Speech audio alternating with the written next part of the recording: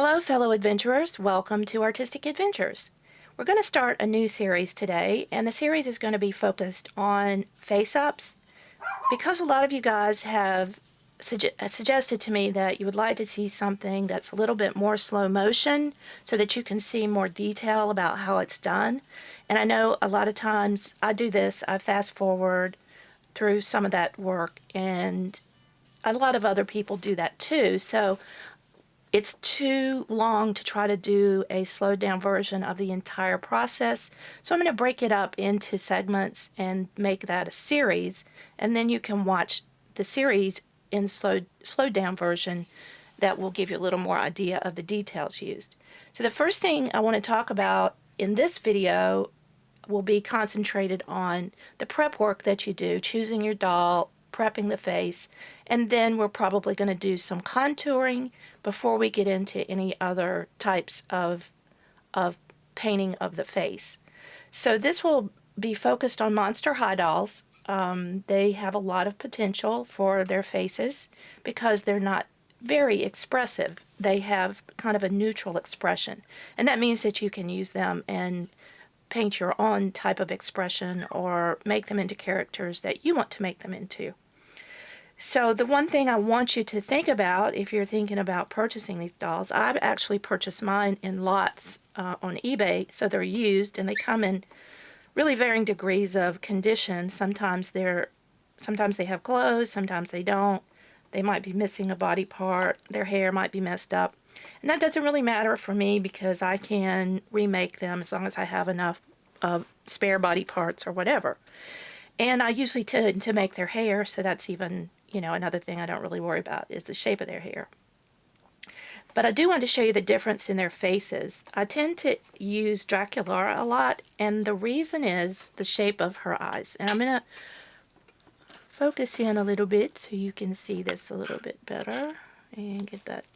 All right, so the shape of her eyes, she has sort of a, I guess in the realm of Monster High medium size eye socket. Some of them are smaller, some of them are larger. And she also has this little ridge, so you can make a lidded look, and that's nice when you're drawing.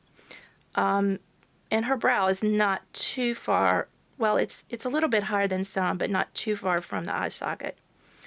And then she has sort of a neutral, pouty look that you can turn into different expressions based on how you paint it.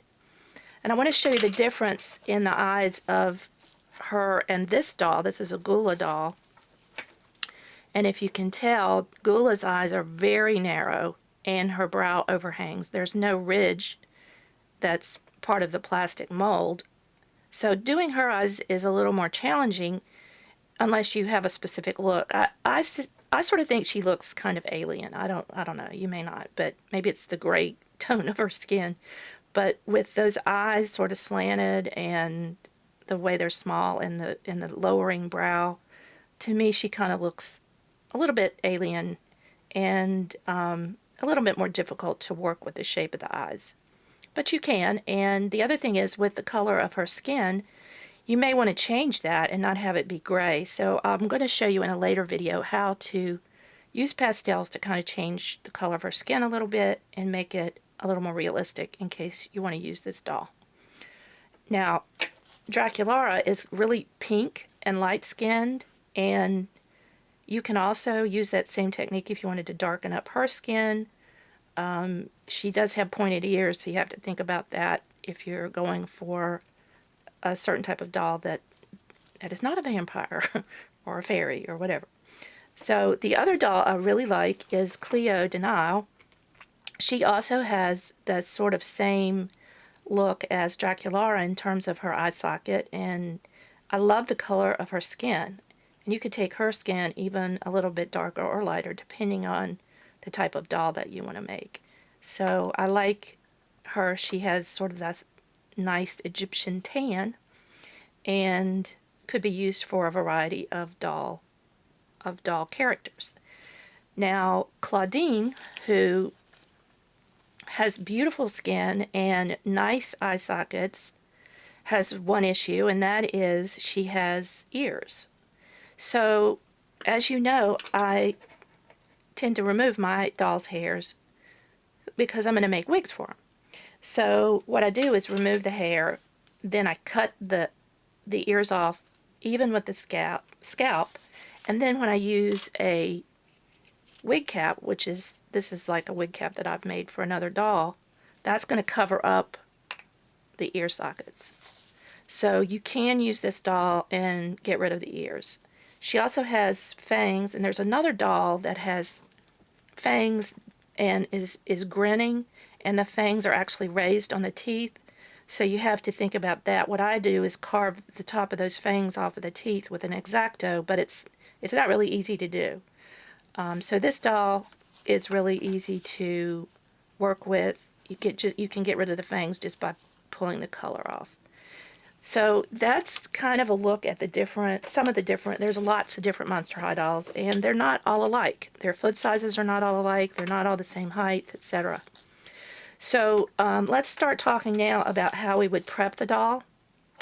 Two of these dolls I'm going to use just because they're so different to do face-ups with, to show you some differences, is this doll because of the narrow eyes, and this doll, which is Laguna, who I guess, the water theme, whatever, has these big bulging fish eyes, and she's completely opposite of the Gula doll. So I'll be showing you two different techniques when we do face-ups on these dolls. She also has the greenish skin, and if you wanted to change that a little bit, you can, or if you want a green skin doll, you can do that. Now the first thing you do is you get rid of the hair, and that's because you're going to be putting a matte finish on the skin, and if you try to cut the hair off afterwards, you're going to get little pieces of the hair all in that matte medium because even when it dries, it's a little bit tacky. So I'm going to cut away now to a video that I did previously and show you how I get rid of the hair for these dolls. Now I don't pull them out like a lot of people do. You'll see videos where people will soak the head in warm water to get it pliant and enable it to slide off of the neck piece. And then they pull the hair out through this little hole in the neck. But I have very severe arthritis in my hands. As some of you know who've been watching me, I've already had some surgery on my thumb, so using my hands to grip or do things like that really hurts. So pulling out the hairs through this hole is kind of painful for me. So I may be breaking some doll laws or something, but what I do is I use an X-Acto and I cut the back of the head open. I leave the flap in the front intact. Then I can flip that up, and then I can use some tools to quickly get the hair out, and it doesn't hurt my hands quite as bit. And then I just use my E6000 glue and glue it back down. And so you can really hardly tell. So I don't know if that's against the laws of doll making, but that's how I do it. And if you want to do it that way, that's up to you. So I'm going to cut away to a clip that shows me doing that, and then we'll come back and do some face-up work. So in this clip, I'm going to show you how to get the hair out a little easier. I'm going to take my X-Acto knife and cut into the head, starting around at the temple and just cutting around the other side to the other temple, and I'll leave the front part intact. Then you can use tweezers like this to pull the hairs out from the inside. That takes a little bit longer because you're using, the tweezers in a small space. I use this tool, which I use for my clay sculpting, and it's just a flat metal end, and I just rake it along the inside of the head, the plastic, and it just pulls the hair right out and works pretty good. And it's a whole lot easier for my sore arthritic hands to do it this way than it is to try to pull the hair out of the small neck hole with pliers or tweezers. Also, a little later on when I show you how to put some doll eyes in to a Monster High doll, we're going to have to cut the head open anyway, so this is good for two purposes. So I'm just going around and scraping the inside hair off, and for any final pieces I use the tweezers. You want to get all the hair out because when you use the matte medium, those little hairs can really stick to it. So once you get all the inside, you can come on the outside using your tweezers to get the final pieces, and then you get a nice smooth scalp. I hope you enjoyed that clip about taking the hair out and cutting the hair off. I have lots of series on wig making. You can check back and look at some of my history. So these series of videos are really going to focus on how we do the face. So now that we have the face paint removed, and I use acetone for that. This is just acetone that I found in the drugstore in the nail polish remover section. Just make sure you get 100% acetone. Regular polish just doesn't work as well. Now, you can use that on the face. You want to stay away from using it on the body so much because this is a hard plastic and it can ruin the coating on the plastic. But for the face, it's a softer plastic and that's fine. Acetone's great.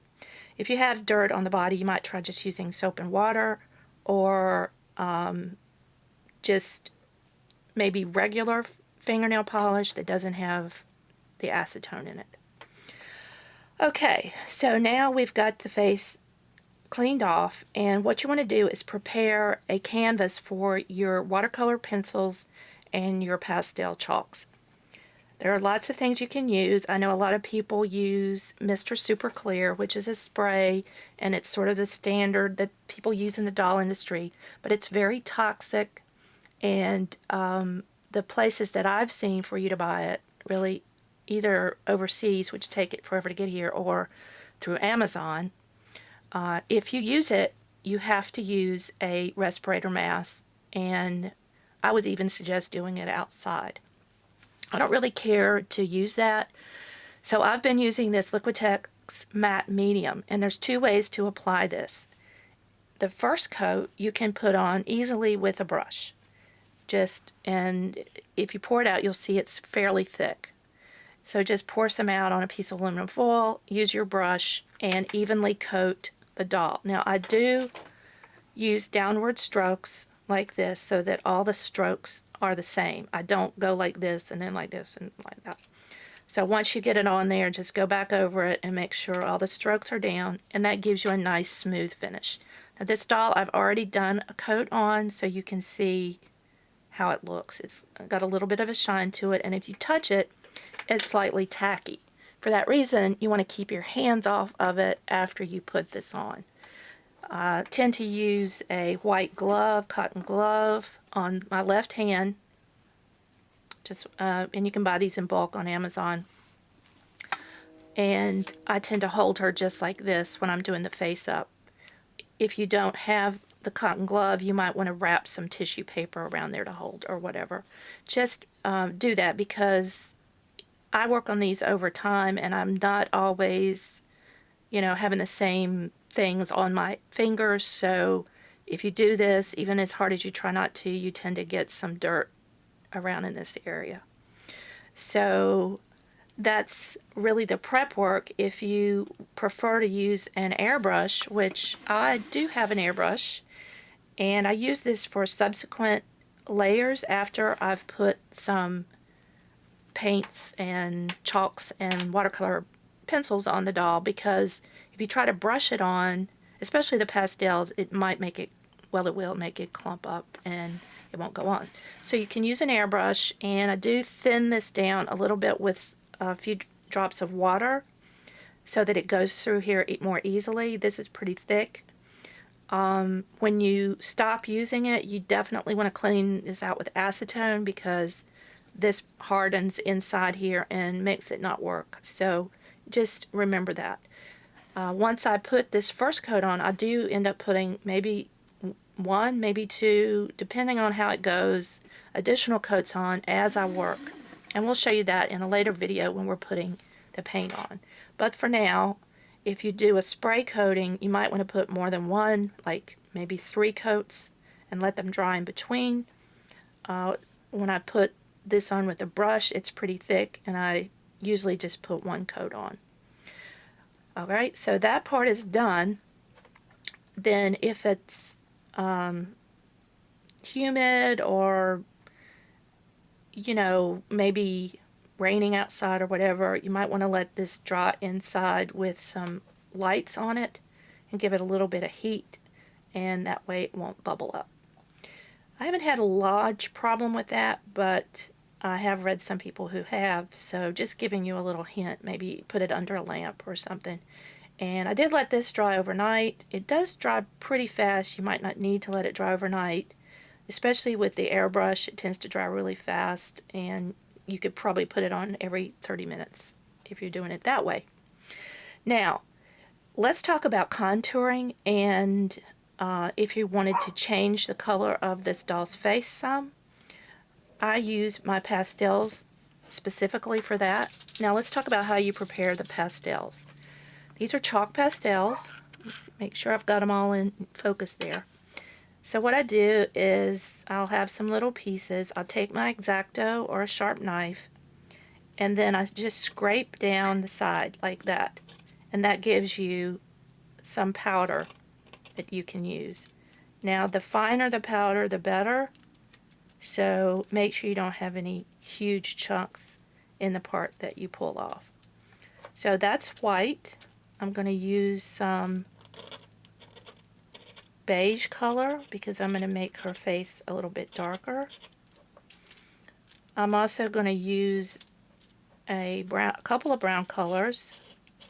This one has a little bit of red in it. This one has a lot of red in it. And then I'm going to use this darker brown for follow-up shading in areas where I want there to be a little deeper look. I use this light blue on the corners of the eyes and sometimes in eyeshadow. So I'm just going to put a little bit of that. And then this pink I use for blush. And we're not going to use all these colors right away, but I just wanted to show you me preparing. Also a little red sometimes I'll use for the lips. So now we're kind of ready to do some of the color work on the face.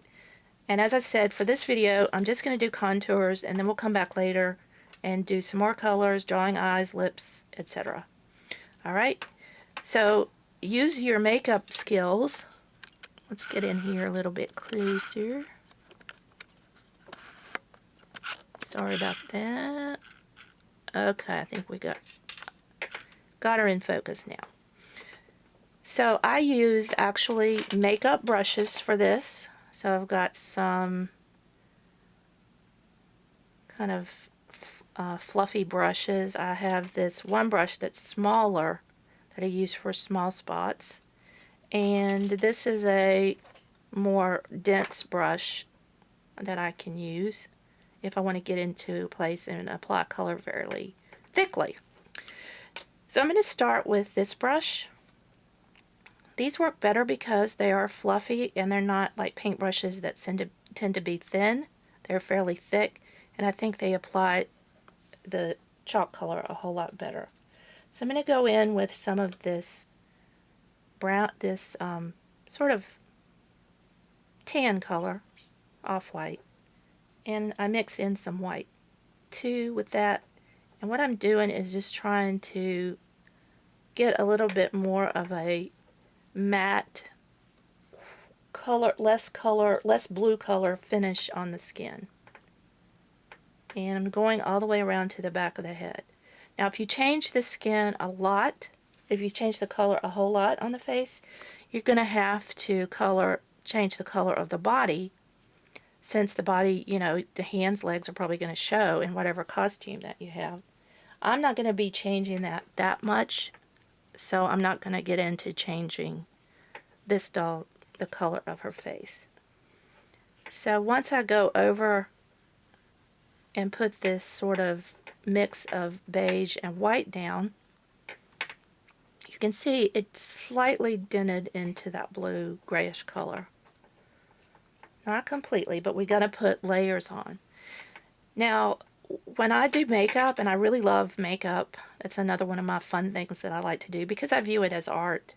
And I use the same techniques putting on makeup that I do when I'm painting faces. So you think about dark colors making things sink in or look further away, and light colors making things stand out or come or be, stand out more. So things that you want to sink in, you put darker colors. And to contour a face, you think about the edges as being darker because they're going to be, at the top of the head or the side of the face, they're going to be more shadowed. So I'm taking the darker brown color and I'm just going around the outside of her face. Okay. And that's just creating a little bit more depth. These dolls, when they have the paint taken off, they're just like a blank canvas and they're sort of flat looking. So even though you may not be wanting to completely change the color of the doll's skin, you might do some of this with your dolls just to give them a little more contour. So for now, I'm just going in with layers around the outside of the face. Can go under the chin a little bit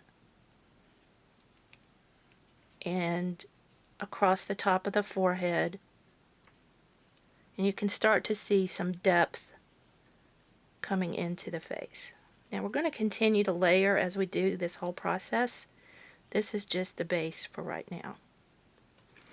Now if I want to contour the cheeks, I'm going to still go in with that same dark brown color with a smaller brush, and I'm going in below the cheekbone, right here. I'm just going to carve out a little place that dips in. Okay. You'll see how all this comes together when we put all the color on the face. Same thing on this side. I'm just going to carve out right below the cheek line this a little bit darker color. And using the brown offsets this gray color a little bit. Now I'm going to go up at the very top of the hairline with this smaller brush and darken that a little bit more.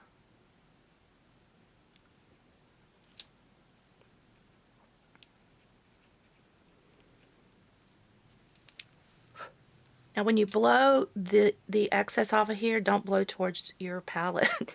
I've done that a few times and then I blew everything that I'd worked on away. So as you can see, we're making that a little bit darker every time we go over it.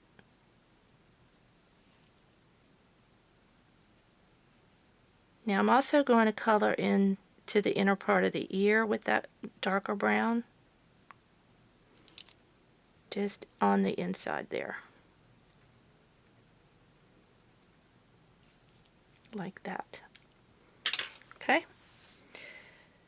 Now when we go in with blush, we're going to put that in a different place. This is just contouring,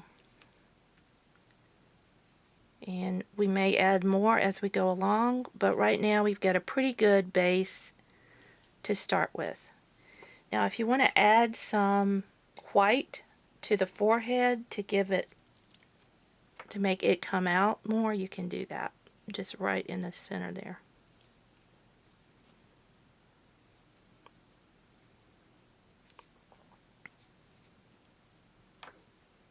Okay.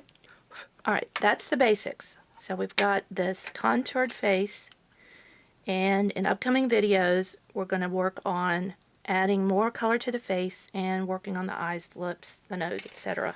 to define them more. I hope you enjoyed this video. If you did, give it a thumbs up, and as always, please subscribe so you don't miss a thing. Thanks, and bye.